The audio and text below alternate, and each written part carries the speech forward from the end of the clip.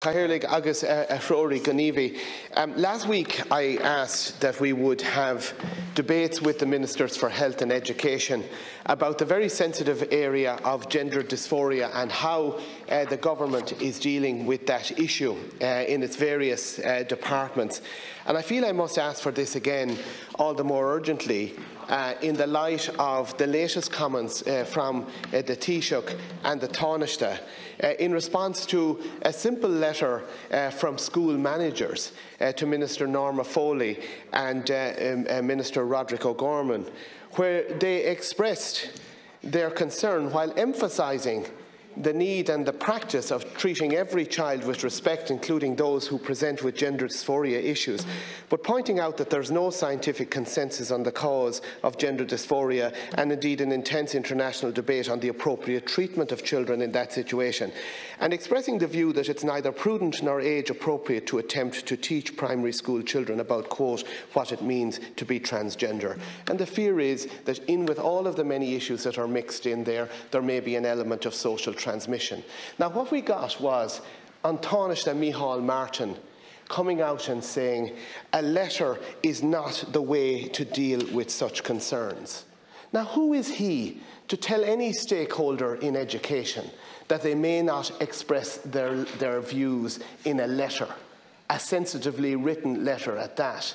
And of course, this is the second time that Mr Martin has tried to close down debate on this issue. He referred to as toxic a debate that took place on Liveline when people were, as far as I understand it, quite respectfully expressing their views and concerns about this important area. But Mr Martin would prefer that this would be left, as he says, to the teaching of the RSE programme in schools, completely ignoring the concerns that have been expressed about the NCCA sponsoring or in some way recommending completely inappropriate materials in some of the books being pushed at children in schools, including references to cross-dressing and boys wearing lipstick and all sorts of stuff that has parents around the country sitting up and saying, what is the government at? What kind of groupthink has taken hold, not just of Minister Roderick O'Gorman, whose views on this have been well known for a long time, but Minister Norma Foley, who wants